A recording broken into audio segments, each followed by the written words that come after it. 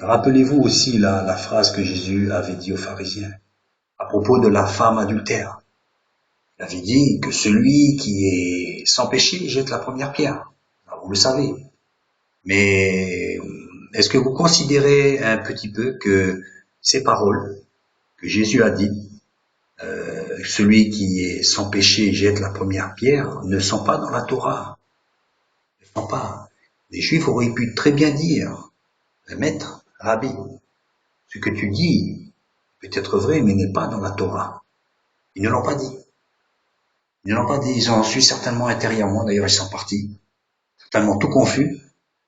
Ils disent oui, c'est pas dans la Torah, mais j'arrive pas à lever la main sur cette femme et lui jeter la pierre. Voyez-vous? Donc, Dieu n'a pas, Jésus n'a pas utilisé de versets pour confondre les religieux. Et pour les païens, c'est pareil. Nous n'avons pas besoin automatiquement et systématiquement d'utiliser des versets. Mais qu'est-ce qu'il faut utiliser? L'esprit, l'amour.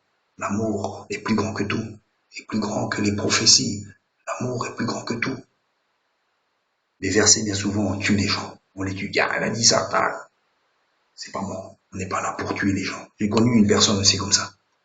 Elle pouvait, elle pouvait faire beaucoup de mal et puis ça servait à quoi? Elle restait au sommet de la hiérarchie biblique, si on peut dire, si on peut dire, et seule parce que elle avait tué des gens avec sa bouche à coups de versets. Ce n'est pas bon. Ça me fait penser aussi à la Bible où il disait à un moment donné, tuons-le avec notre bouche, avec nos paroles.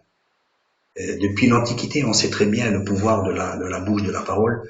Et maintenant, on a transposé ça avec les versets, et puis on tue les gens aussi. Mais là, on a une conscience parce que c'est les versets, alors c'est bon, on dit les versets. Non, non, c'est pas bon, c'est pas bon, c'est pas ça. Il faut que tout soit utilisé avec amour pour la gloire de Dieu. Parce que Dieu, il construit, il ne détruit pas.